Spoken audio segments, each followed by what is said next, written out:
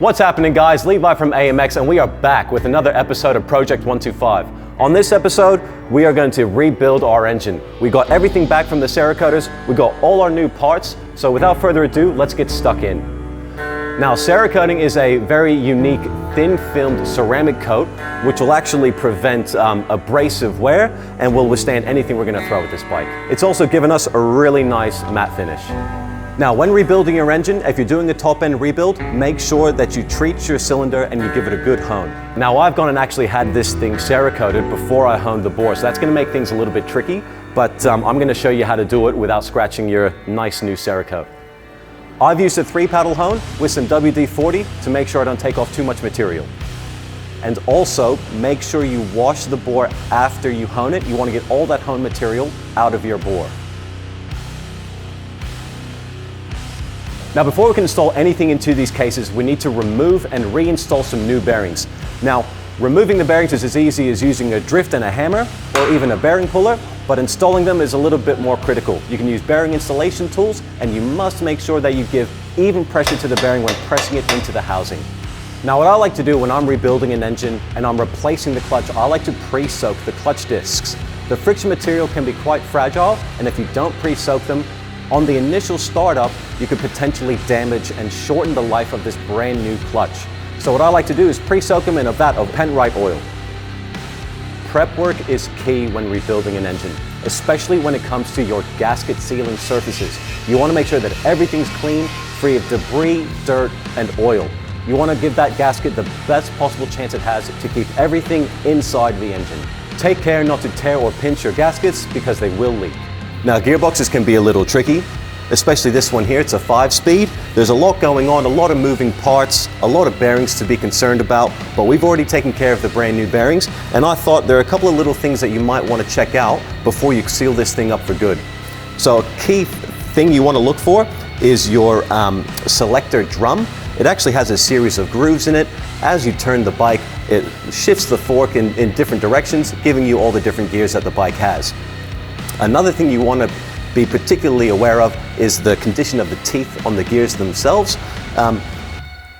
If you've been giving your bike a hard time, you're constantly on and off throttle, there's a lot of backlash, the gears are going to be biting back and forth, and this in turn is going to lead to mechanical wear. So it's always good, if you ever have your motorcycle engine apart, it's always good to get out, have a look at the condition of the teeth themselves, and then from there make an informed decision where you need new gears or just a seal up and put some new oil in it.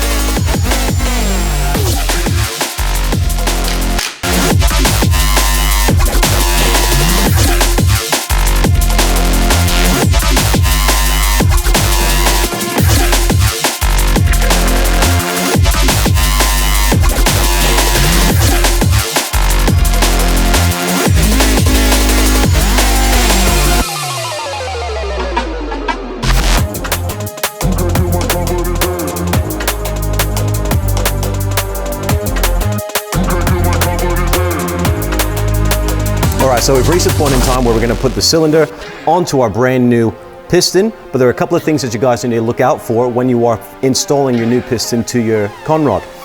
Now, a 2-stroke has a locating dowel pin on the ring land that must face towards the intake side of the cylinder.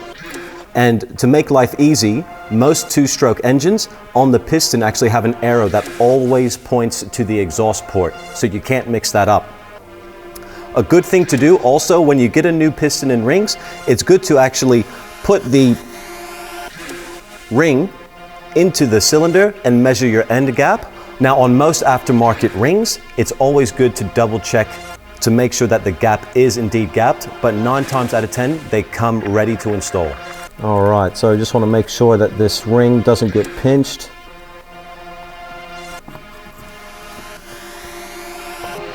Look at that. She's almost ready for braps.